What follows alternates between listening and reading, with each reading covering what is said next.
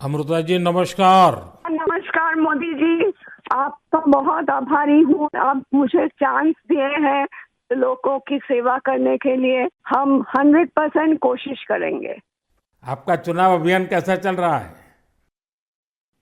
अभी तो हम निकले हैं तो एक बीजेपी को उनका पिता का देहांत हो गया। हम इधर ही आए हुए हैं तो अभी वापस जाके हम प्रचार में ही निकलेंगे। अमृता जी, आप महाराजा कृष्णराय चंद जी की विरासत को आगे ले जा रही है। एक बात आपको हम शेयर करना चाहेंगे। हम क्या कह सकते हैं? जी जी जरूर, मुझे अच्छा लगेगा। ये जो महाराजा कृष्णचंद्र का हम फैमिली है तो उसका भी ये लोग विरोध कर रहे हैं। क्या बोल रहे हैं कि वो ब्रिटिश के साथ साथ दिया था, फिर वो मैंने हम लोगों को गद्दार समझते हैं। क्यों किया वो नहीं बोल रहे हैं। इतना जमीन दान किया, इतना सब लोगों के लिए किया, भलाई के लिए किया, वो सब नहीं बोल रहे हैं। लेकिन क्या बोल रहे हैं, तो हम बोला कि क्यों किया ऐसा महाराजा कृष्णचंद्र। अगर नहीं करते तो हमारा सनातन धर्म तो पूरा खत्म हो जाता है कि नहीं। तो वो बात है, क्योंकि तब का वो जो नवाब थे सिराजुद्दौला, तो वो तो बहुत अत्याचारी भ्रष्टाचारी थे। तो उसीलिए उन्होंने तो अकेला नहीं किया, बहुत सारे राजाओं के मिलन हुआ, उसके बाद सभी ने किया। जगत सेठ भी थे और राजाओं थे। तो उसी सभी के मेहनत से ये काम सफल हुआ। तो अगर नहीं होता आज हम हिंदू नहीं रह पाते। हमारा भाषा दूसरा होता, हमारा वेशभूषा एकदम अलग होता और सभी अलग हो जाते। हम तो दूसरों के अधीन रहते ना, यही बात है। अमृता जी, बचपन में हमारे यहाँ हम लोगों को जो पढ़ाया जाता था उसमें कृष्णचंद्र राय की समाज सुधार का काम, बंगाल के विकास का काम, बंगाल के विकास के मॉडल, ये सब सुनने को मिलता था बचपन में। अब देखिए, ये वोट बैंक की राजनीति करने वाले लोग हैं तो बहुत ही अनाप शनाप आरोप लगाएंगे और 300 साल पहले की घटना निकालेंगे, 200 साल पहले की घटना निकालेंगे और बदनाम करने का प्रयास करेंगे। वे एकदम खुद सही बात अपने है। जो वर्तमान पाप है हाँ उसको छिपाने के लिए वो हाँ ऐसी चीजें ढूंढते रहते हैं। लेकिन जब भगवान राम की बात आती है, भगवान राम की बात आती है तो वो कहते हैं कि सबूत कहाँ है, इतनी हाँ पुरानी हाँ, बात क्यों सही बात, निकालते हो। सही बात। लेकिन जब कृष्णचंद्र राय की बात आती है तो वो तुरंत निकालते हैं। तो इस प्रकार हाँ से उनके दोगलापन होता है और आपको हाँ, इसका बिल्कुल मन में प्रेशर नहीं लेना चाहिए। नहीं आपने नहीं, हम तो लेते भी बंगाल नहीं का है। उज्जवल भविष्य और आपका हाँ स्वयं का जीवन भी लोगों के लिए रहा है। हाँ जी, और आपके सामने बंगाल की विरासत को बचाने की भी चुनौती है। और एकदम आप इसे सही बात। कैसे देख रही हैं आप? हम पॉजिटिवली देख रहे हैं। हमारा लड़ाई जो है लोगों का सेवा के लिए है, करप्शन हटाने के लिए है और वंचित लोगों के उपकार में आने के लिए है। आपने देखा होगा, इन दिनों लड़ाई दो खेमों में बट गई है।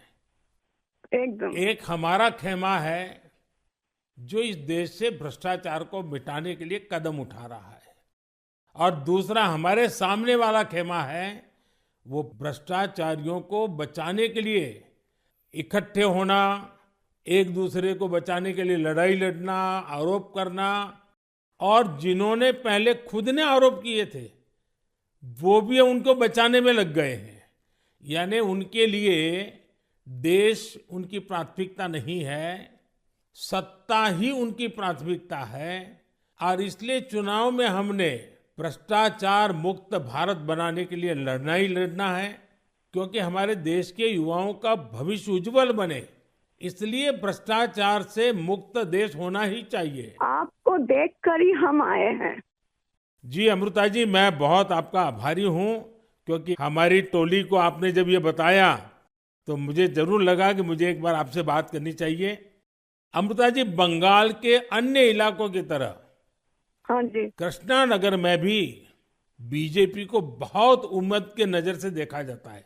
अब आप वहां लोगों से मिल रही हैं, आपको भी लोगों का उत्साह उमंग फील होता होगा। बहुत जनों ने बोला उन लोगों का डीए अटक गया। बहुत जनों ने बोला स्कूल में भर्ती कराने के लिए लाखों का पैसा चाहिए। बहुत जनों ने बोला हमको कि हमको बोला था कि घर देंगे, नहीं दिया। तो क्या बोले इसको। अमृता जी, मैं आपको एक बात बताता हूँ। हाँ जी। मैं एक लीगल एडवाइस ले रहा हूँ। हाँ प्लीज बोलिए। हमने बंगाल में ये ईडी वालों ने करीब 3,000 करोड़ रुपया इनका अटैच किया हुआ है। अब ये पैसा गरीब आदमी का पैसा है। किसी ने शिक्षक होने के लिए पैसा दिया, किसी ने क्लार्क होने के लिए पैसा दिया। वो सभी लोग जानते हैं। वो एकदम फेडअप हो गया, एकदम हाल छोड़ दिया। हम जो देख रहे हैं टीएमसी के ऊपर बहुत लोग नाराज है क्योंकि ये सब बहुत अत्याचार हो रहा है। तो मैं जो लीगल एडवाइस ले रहा हूँ, तो मेरी इच्छा ये है, अगर मुझे लीगल एडवाइस मिलेगी तो नई सरकार बनते ही जो भी कानूनी प्रावधान करना पड़ेगा, कुछ नियम बनाने पड़ेंगे, तो मैं ये जो 3,000 करोड़ रुपया है, जो गरीब लोगों का पैसा है, और जिसने इस प्रकार का पैसा रिश्वत में दिया है, उन सबको मैं वापस पैसा करना चाहता हूं। तो आप पब्लिक में जरूर बताइए कि मोदी जी से मेरी फोन पर बात हुई है और उन्होंने कहा है कि बंगाल के लोग विश्वास करें कि जो 3,000 करोड़ रुपए ईडी ने अटैच किया हुआ है, वो 3,000 करोड़ रुपया गरीबों का पैसा है बंगाल के, और वो उनको वापस देने के लिए कोई न कोई रास्ता मैं खोजूंगा। ये जरूर बताइए आप लोगों को। हम बोलेंगे। अमृता जी, पूरे बंगाल में बड़ी संख्या में लोग बीजेपी के साथ आ रहे हैं। जब आप क्षेत्र के लोगों से बात करती है, वो क्या बात करते हैं? अपनी अपेक्षाएं आपको बताते हैं क्या? हाँ बताते तो हैं। आपके कामों पे हमारा भरोसा है, ये सब बताते हैं। और हम पूछते हैं कि महुआ मैत्रो का क्या होगा, बोलो उसको तो जेल ही जाना है। अच्छा, लोग बोलते हैं। हाँ जी। अच्छा, ये मोदी की गारंटी को लेकर आपके लोकसभा के क्षेत्र में लोगों तक बात पहुंची है?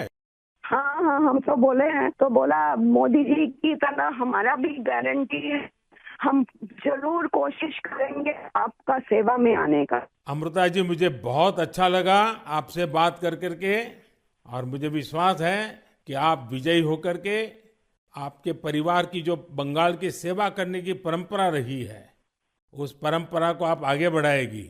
आपने चांस दिया है, उसलिए हम आभारी हैं। आपने ये चांस मुझे सौंपा है। बस आप जीत करके आइए, हम मिलकर के बंगाल के लोगों की बहुत सेवा करेंगे। और आप भी जीतने के बाद पहले 100 दिन में कृष्णनगर में क्या करना है, उसका पूरा काम निकाल के रखिए। मैं पूरी तरह आपके साथ खड़ा रहूंगा, और उसमें से जो भी काम भारत सरकार को करने होंगे वो तुरंत कराने का हम प्रयास करेंगे। आपका आशीर्वाद मुझे चाहिए बस। बस जनता का आशीर्वाद हम सबको चाहिए। जनता का आशीर्वाद ही हमारी सबसे बड़ी ताकत है। लेकिन आप मुझे गाइड करिए, ये हमारा रिक्वेस्ट है। नहीं, बिल्कुल हम संपर्क में रहेंगे, और मेरी आपको बहुत शुभकामनाएं हैं। बहुत बहुत धन्यवाद जी। नमस्कार। For more of such videos, do like, share and subscribe to ET Now Swadesh.